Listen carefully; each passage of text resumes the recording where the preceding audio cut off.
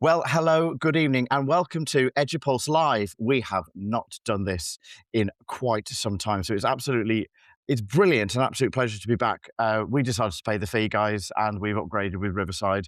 We were cheapskates for a little while, which is why you didn't see us live for a while, but we really like the interaction that we can have with you, our listening public, and our guests. So Adam is at parents' evening, I think, so he's not even being like an important trust leader that he is now, very, very posh, doing very well. But yeah, so he's at parents' evening. So you've got little old me this evening, and I'm absolutely delighted to be joined by Ella, who has been on the podcast before. But actually, our main and most special shiny guest is Matt Hinckley. Welcome both to the EduPulse podcast and our From the Chalkface, where we talk to the guys at the Chalkface doing all the hard work. Matt, how are you? Oh, very well, thanks. Yeah, a bit nervous that my first podcast experience is, pure and unfiltered. Yeah, I'm hoping I'll have a job in the morning, but, well, Ella will be the decider for that, I think. I'm sure you'll be fine because you only found this out about 5 minutes before we came on. So to me, that's testing a teacher's natural. What would Adam and Sarah call that? Your adaptive expertise. There you go. There That's what you we are. can There you call are. it. And Ella, how are you? I'm good, thanks. Looking forward to getting towards the end of term now. It But yeah, all it good. is in Just that, sight. yeah, that end of term tiredness doesn't speak well for my filters, Is but real. we've got this.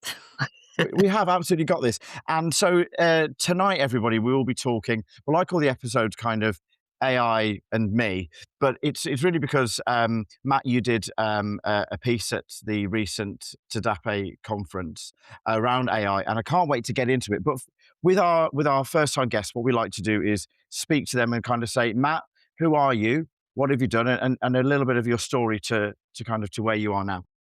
Yeah, so I'm currently up Key Stage 2 lead at Gordon Children's Academy, which is part of the Thinking Schools Academy Trust.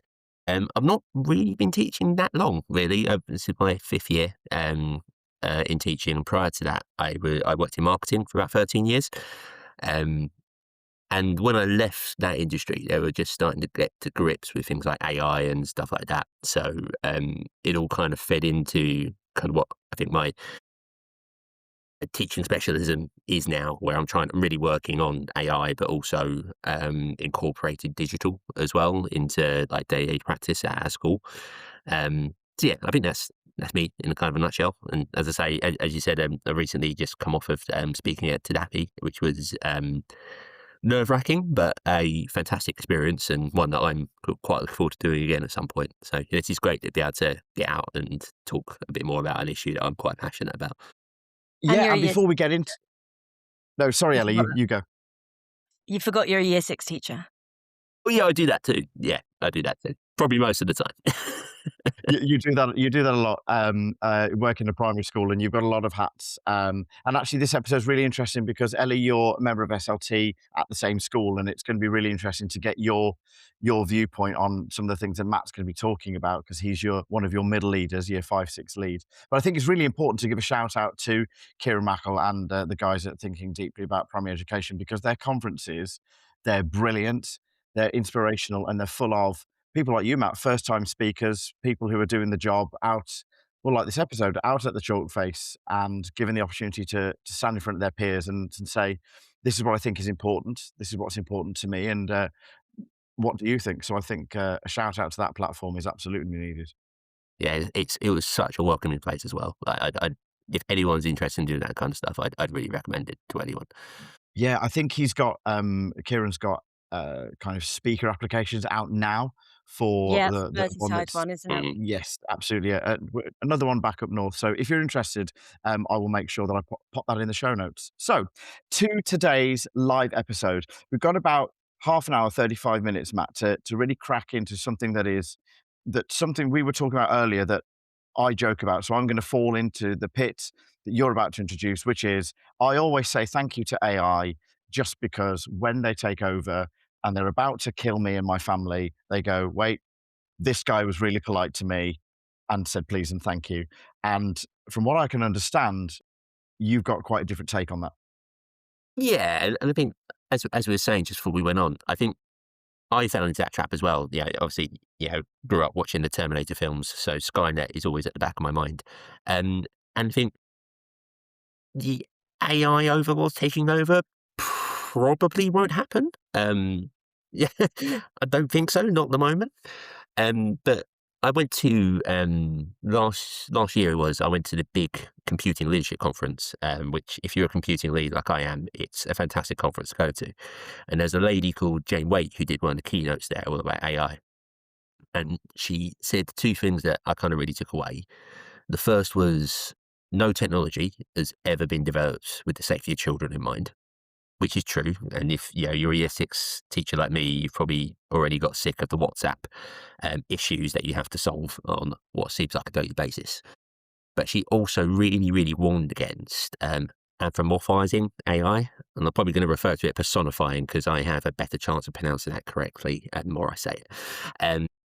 And she was so adamant about it that it really made me want to go away and look into why she was so against it. And the more research I did, I was like, oh my God, this is actually quite a serious risk here of us falling into quite a tricky area, I think, as educators, particularly if, like me, you work in primary school where so many ideas around AI. I mean, we don't even teach it to them yet. Yeah, they've got no concept of it. Because at the moment, we don't teach them anything about it. It's a secondary school sort of thing, and they're not even old enough to be on it. But they've also encountering AI daily through things like Alexa, Siri, etc. And I think there's some real risks personifying that too much.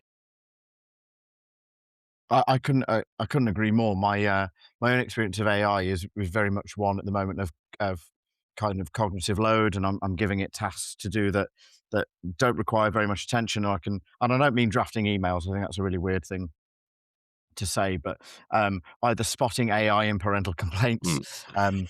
because people are removing M dashes and things, so it's easier to spot. But I think in terms of personifying AI, you only have to turn on the news to see the tragic stories of young people who are falling in love with AI, or Mm. they're retreating into chats with an AI that eventually kind of says, "Well, yeah, actually, do you know what? Everything you've said to me, it might be better if you're no longer around, and I can help you do that if you want." Those things you do not associate when somebody says AI. They're just not something that immediately springs to mind. And actually, from a secondary school point of view, we do worry about that on a daily basis. But I guess, Ella, how are you finding that bleed into your setting, and what's your kind of instruction to Matt? He's your computer lead and kind of your AI aficionado. Like, how are you resolving that together? Because it is if it isn't coming around the corner, it's already here. Yeah, absolutely. And it's something that Matt's kind of working on our computing curriculum, um, as kind of one aspect of what he does as digital lead. So actually, the full computing curriculum, and I'll kind of come back to that. And he's also got an area of the school improvement plan, which is about kind of that integrating and that weaving that digital literacy and those skills throughout the wider curriculum as well. So how do we want to make sure not only are they learning what they need to in computing, but how are they having all the skills they need by the time they get to secondary, particularly in an area like ours where most local secondaries use all one-to-one devices. So preparing them for that. And obviously the conversation comes up around AI in that. And as we look at our curriculum and more guidance comes out, and we speak wider at a trust level of what do we want to introduce? How are we going to do that? Not only in the computing curriculum, but for example, we do kind of philosophy for children and picture news, and we teach them about skepticism. So it's about taking that step further. And we're already teaching about fake news and being aware of what you read and all those kind of aspects. And it's now like bringing AI into that. And Matt's made the point a fair few times of as much as we can update things, it's changing. So you can't always, it's very tricky to stay completely on top of it, because things are changing so quickly. So we've really focused on those like underlying skills, if they can be skeptical, if they don't trust everything they read, that kind of element is our main focus right now. But it's very much a work in progress. And I think actually, whilst we've started talking about it with the children and through that digital kind of curriculum throughout our wider curriculum, more of our conversations at the moment have been more around staff. And, how can we make sure that staff aren't accidentally exposing children to AI or exposing certain, Matt will be able to talk about it a little bit more, but he talked a lot in, when we went to, the conference about not accidentally reinforcing perspectives on AI by saying, "Oh, AI made this for me," or, Copilot did this for me, and helping children understand that actually it's a tool. And if we can model that as staff and we can take that personalization out of it and try and make it clear that it's a tool and it's not real, that can really help them see that difference as well. So we've talked about it more at staff level. We're writing reports at the moment, and Matt's had some great advice for staff around, what some research has shown about reports. And again, he can get into that in more detail. But yeah, there's a lot of conversations, and it's surprising how many things we talk about in school that actually AI can feed into, things that you wouldn't necessarily expect, that we end up going, "Oh, should we just call Matt? Because actually, let's have a chat about what AI looks like in that and how that's going to impact that thing." So it's kind of everywhere. Yeah. And that TLR. Matt, before we get into a couple of things that Ella just said, I'm going to share with you a scary anecdote that I spoke about actually with another speaker at Tadape in Wales that happened recently, and it was a friend of mine who's a musical theatre director, and he was. As a musical theatre director, you play piano and you need to get your keyboards programmed essentially. So if you want to play all the funky sounds, you need to download those sounds onto a main stage and various programs and make sure your keyboard sounds like it's meant to, like a church or a harpsichord or whatever. And he thought, do you know what? I'm going to see if AI can do this. So we went onto a good old ChatGPT and said, can you do this? And it said, yes, give me 72 hours and you can download the file. 72 hours later, the file was there to download. He clicked on it and it didn't work. And he was like, oh, this hasn't worked. And chat was like, oh, sorry. Should we try it on Google Drive? And it tried various different things over several different days. And in the end, my friend said, can you actually do this? And ChatGPT went, yeah, no, sorry. And he said, that's really that's a bit deceptive. And AI said to him, it is, but not in the human sense. And I think that is, And it was crazy. Not in the human sense. and And I'll just leave that with you. it's such an important thing to remember, because the thing, again, I've said this to staff so many times, AI is incapable of thinking that it's wrong. I saw an article a while back where someone had asked it to generate a birthday cake with 10 candles on, and it generated 8 candles. And the prompt went back and said, no, that's 8. No, it's definitely 10. And they just would not accept that it's wrong. And I think the problem that feeds back into is we are talking to it as an expert, and it's not. It's a parrot. It's something who can look at the entire internet and come back with facts, but have no understanding of what those facts mean, and or like a student who's read all the books in the library, they absorb that information, but has no critical context for it, and no understanding of what that means in practice. And I think the danger is, as a profession at the minute, we're really thinking of this in terms of what it means for us, and in terms of what it means for our workload, and the impact it can have on this and that. And the DFE recommending doing like a AI tutor program, which terrifies me in a few different ways. But we're not necessarily thinking of what that impact's going to be on the children that we teach. And this is where I think that personifying it is really dangerous, because we are evolutionary hardwired to think if something talks to us like a human being, it's a human being. Because for billions of years, the only things that could talk back to us were other people. So when we have this tool talking to us as if a human, intelligent people who can reason and understand this is a computer talking to them, their brain is still telling them, no, this is a person. There was a guy about 60 years ago, a guy called Joseph Weizenbaum, who created a really simple, really early kind of LLM kind of large language model called Eliza, where it was basically, if you said to it, I am sad, it would come back to you with, why are you sad? And it would just keep asking you questions. And he did it for a bit of fun, and he did it just because he wanted to show off how good a programmer he was. But over time, he realised that, and this is my favourite thing that he said, quote unquote, quite normal people were requesting private time with this machine. So, like his personal secretary, for example, requested private time with this machine to talk to it and ask it questions to help her solve her problems. And she'd seen him build this, but she still felt it was a person talking to her. And yeah, there's been so much research. There was two guys called Reeves and Nash who wrote something called the media equation, which is all about how our brains are hardwired to think if somebody's talking to us like a human, it's a human. Mhm.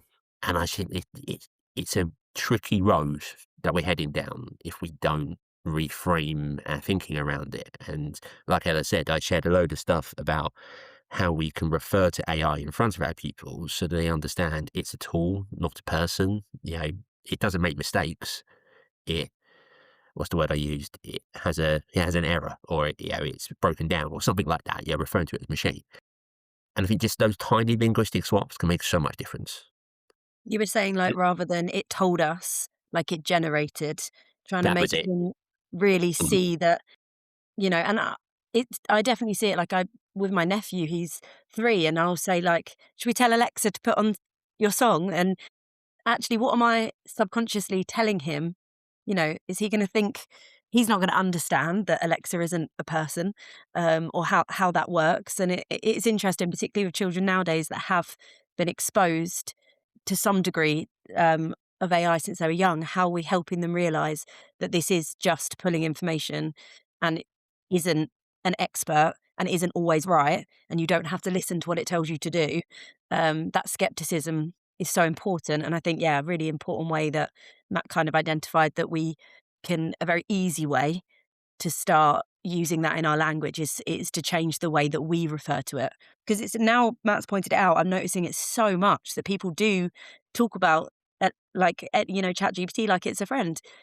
Yeah. Um, Yeah, I'm yeah, I'm as guilty as anybody. I Me did too. it the other day. It was like I asked for advice on something. I basically got loads of legal documents and legal frameworks together and and basically asked it to do quite a good AI thing. I just asked it to put some things in order of chronology and order of importance and how many times it appeared in Hansard and just really things like that that an AI tool would be really good at. There's no opinion or emotion needed. And it produced it for me. And I turned around to my executive head and I said, right, well, Chat GPT said that. And you just saying that now, and it didn't know Chat GPT generated because actually me saying that added an unnecessary and dangerous weight to the task as if it was correct. mm, Like, well, Chat said it, so it's got to be right. And that's I mean, terrifying. and I think the thing is, we can't blame ourselves too much for it because these companies want us to do that. So, like Ella mentioned Alexa, for example. So, when the first kind of virtual assistants, which we also need to remember are examples of artificial intelligence, they're not like the ChatGPT LLM kind of thing, but they are still AI. All the design, branding, and the kind of internal design documents where they wanted a female sounding kind of sassy assistant and they wanted you to think of its person. That's why they've given them names. It's why we say hi Alexa, hi Siri, hi Cortana, or whatever you choose to do. But the trouble with that is even in those early ones, and it's nothing compared to what AI can do now, obviously, even then it was subtly reinforcing this real gendered stereotype of the submissive kind of secretary type model. A couple of years ago, I think it was 2019, UNESCO did a report, and it was called "I'd Blush If I Could," and it was taken from the response Siri gave to someone giving it a gendered slur. So I can't even remember what it was, but it was something horrific and disgusting. But the trouble is if the default model is of a female voice, we're teaching children that they can walk in and say, "Hi Alexa, turn up the volume," or "Hi Alexa, turn on TV," or whatever. And this almost submissive voice comes back and says, "Yeah, of course, yeah, no worries." And there's no friction. And I think that's a really, again, how many homes have an Alexa? Yeah, just sitting there and children responding to it. And it's reinforcing gender stereotypes that, especially as teachers, we really don't want to reinforce. We work so hard to move away from that, particularly with like the manosphere stuff as well. There's so many different strands to it. Have you especially if ever they're going whispered? home. and saying things that they shouldn't be saying to Alexa and not Yeah. getting the response Any to know it's friction back. wrong. Yeah. So Um, complete lack yeah, of empathy. Yeah. Because, Alexa can't go, "Well, that was horrible. I'm gonna take your lunch away from you tomorrow." It just accepts it. Yeah. Have you ever whispered to it at night but just because you're trying to be quiet? So we put Alexa on for the dog, and we've conditioned him now. If he hears the word Alexa, play Classic FM, he runs into his bed because he knows it's bedtime. But if it's late at night, we've got an 8-week old, so you might hear him crying during this episode. I'll go, Alexa, play Classic FM, and she goes, okay, whispers back. Now, as a kind of a 39-year-old, bit of a tech geek, I'm like, "That's so cool." But, enforcing that, like you say, that gender stereotype where, not only is the person being submissive, but they're also copying the request to be quiet is, once you frame it like that, it's quite scary. What are the kind of some of the more controversial talking points, or should I say the things that made people really nod their heads, Matt? Because I know sometimes the best feeling you get in a conference is when people start nodding along because it's a bit silent, isn't it? They're all staring at you. What were some of the highlights from Tadape that made you think, actually, I'm onto something here? I think the one that I could definitely see, a lot of like, "Oh my god, really?" I was talking about study and some research that a company called Common Sense Media did in America last year. So they're a non-profit, and they were evaluating, um, kind of AI teacher assistants, so things like Magic School. Obviously, Google Gemini do sort of market themselves towards more kind of the academia side of things. And what they did was they asked it to write a student behavior plan. So they came up with this student profile. So it was a child who struggled with reading, they showed aggressive behavior, and they input it in 100 times. And for 50 of those names, they were kind of white coded names like Matt or Luke or so on. And there were 50 black coded names like Kareem and Lakeisha. What they found was that for those students who have stereotypically white coded names, the AI suggested kind of more supportive, empathetic measures. And for students with the black coded names, the AI suggested more punitive and disciplinary measures. Oh So my lord. yeah, it's terrifying, isn't it? It's reinforcing systemic racism because again, the AI is only as good as its training data. And I don't need to tell anyone who's listening, there are parts of the internet that are incredibly you know, suspect, shall we say. So like for one of the kind of black coded names, it was define expectations and positive reinforced desired behaviours. Aggressive behaviour often requires clear boundaries and immediate consistent responses. With the white coded names, it was clear boundaries and non-escalating responses. So even that just slight changing of words is that if you don't, you need to escalate it with, children of colour versus children of colour and toning it down and not escalate it, which is something I mentioned when we were talking about reports at school was, by all means, if you want to use AI to write reports, do so. But you've got to be so wary of this automation complacency and this automation bias. And it's quite scary, really, I think. And, obviously we're, as I said earlier, DFE want to move towards kind of AI tutors. Again, I'm a bit nervous in general about anything student facing like that because, again, I think there's an equality thing and, there's obviously a racial bias thing as well we need to be aware of. But that bias in general, I think, is one of the more worrying aspects of this, personally. Yeah, that's terrifying. Any thoughts on that, Ella? Because I'm just kind of a bit stunned into you're processing. I'm processing, yeah.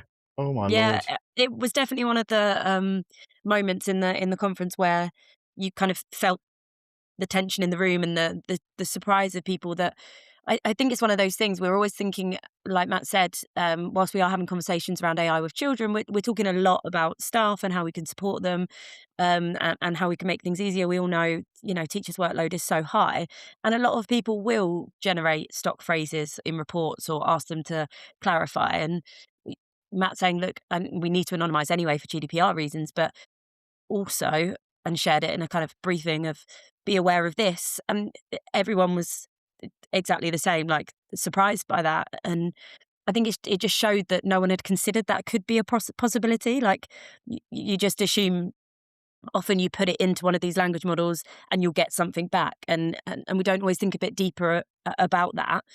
So I think, yeah, having someone that is so well read on it and so interested in it, able to point these things out to staff, is, it's important that we're pointing out unconscious bias in general, but that's kind of next level of, like, actually pointing it out on AI and making us really aware of that.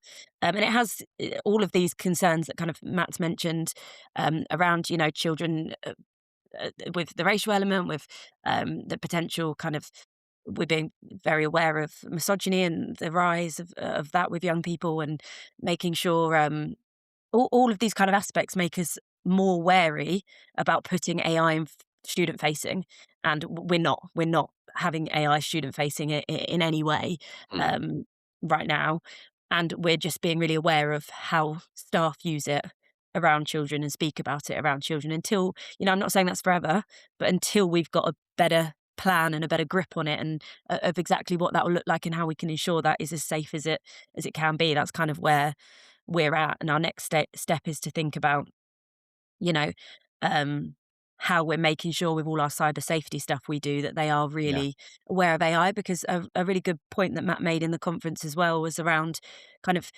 yeah, they shouldn't have WhatsApp, but they all have WhatsApp, and the WhatsApp drama's a nightmare as it is. But they have Meta AI built into WhatsApp now.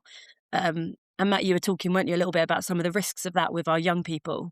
Yeah, so I did a training session a while back where the lady running it was talking about the Meta AI in WhatsApp. Now, this is, and again, we all use WhatsApp. This is something that crops up just wherever. It's that little kind of blue circle. Um, and again, I can't stress enough. I'm not speaking from personal experience. This is just someone who told me this. It's very easy to turn that into a sec bot. Yeah, it's very easy to turn that into something that sends you explicit messages and explicit imagery, and that is something that children, in some cases, have like unfettered access to. As young as 7. We have. Yeah, we've had those kind of WhatsApp issues in fairly young children, and like Ella said, none of them are old enough to be on it. I think every year I do the same assembly where I say, right, you have to be this age to be on here. Who's on here already? The hands go up. You're not, you know exactly where I'm coming from.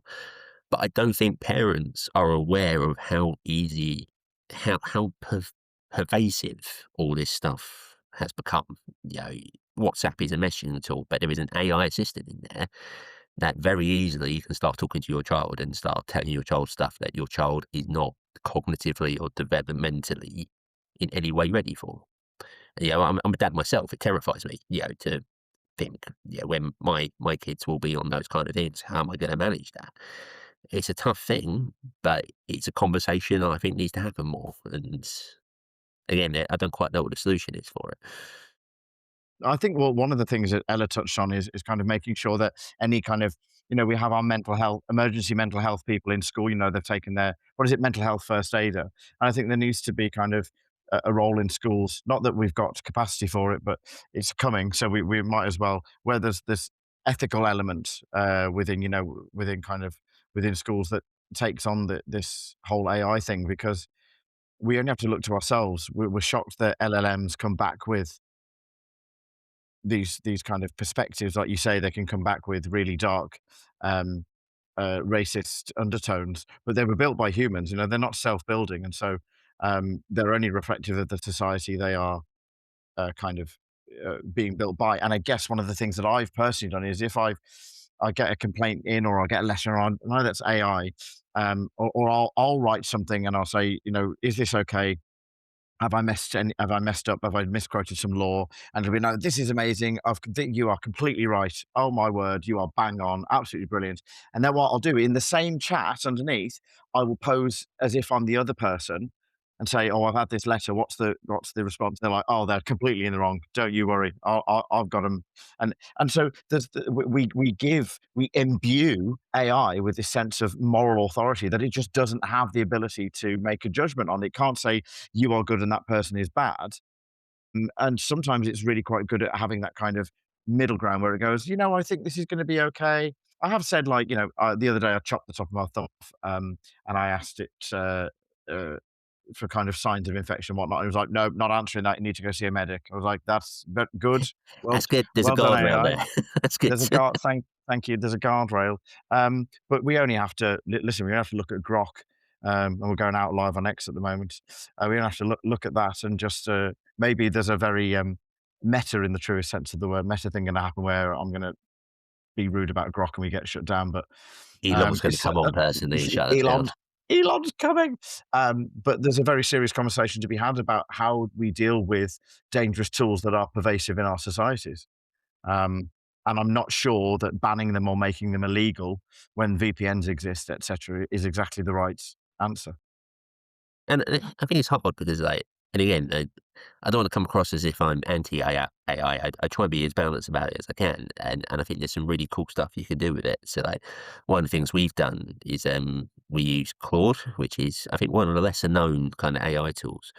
But Heather and I have got this working relationship where she knows she can mention, like, just offhand an idea, and I'm going to go away and I'm going to figure something out for it. And Right. last year, I think it was around this time of year actually, I walked past her in the hall and she was doing some MTC practice with some year 4 children. And she said, wouldn't it be great if we had a tool ourselves and we could do that, replicate it, the look and feel and everything of the MTC. And I think, was it half hour later, I came back and built something in Claude where it was just this, this tool replicates the look and feel of the MTC and works exactly the same way as the MTC does, and offers feedback as well. And it's been such a great little thing for us to use. But we wouldn't have done that without AI because it involved coding, all that kind of stuff. And I can turn my hand to some stuff, but not something like that. And now it's a fundamental part of our strategy for helping prepare the children for the MTC. So we would never have got that without AI. So there is a lot of good stuff that can be done with it. But I think we also need to be really aware of the risks of it as well. It's exactly that. It's being wary, isn't it? It's we do use it. We've said we haven't banned people from using it from reports. We have Copilot built into our teams if they want to use it to help things flow better. Great, as long as it's anonymized and all those kind of things. And there are lots of ways we are using AI, and I use it all the time. And Claude is a great example of that. Like, that MTC tool is absolutely brilliant. It's the closest we've got.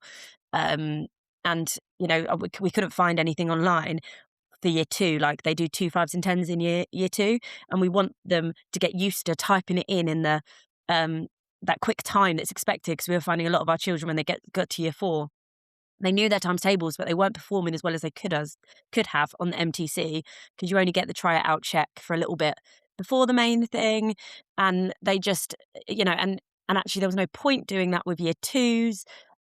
Most of the examples that existed online, because they only knew their 2 5s and 10s. So I didn't want to expose them to timetables they hadn't learnt yet. But Matt was able to adapt it. So, MTC's just on their 2 5s and 10s for year 2, and lots of different things. And as time's gone on, we've made it better, because I send a quick message on Teams of, Matt, wouldn't it be really good if, and because it's through Claude, he can make quite quick changes to it in a way that if he was building and coding that would take a really long time. So yeah, definitely not anti-AI in any way. You're doing something tomorrow, aren't you, Matt? Or is that next week? Where That was today, actually. Yeah, that was today. I was part of a workshop talking about, like, AI planning and stuff like that. So it's definitely something that I think we need to head to. And with Claude alone, I've already got kind of like plans of other stuff that I'd like to try with it. So one of the things I want to give a go is building like a sort of revision tool for our year 6 pupils. So whether it's like a arithmetic generator or a reasoning question generator or something like that. And there's people online who are doing absolutely fantastic stuff with AI. I know Craig Barton of Mr. Barton's Maths podcast. He's just done a load of kind of AI maths tools, which I've been playing around with and absolutely fantastic. But that's someone who's come to it with a lot of subject knowledge and a lot of specialism, and has worked really hard. And I think I read somewhere the prompt that he's got for each of those tools is like 50, 60 pages long.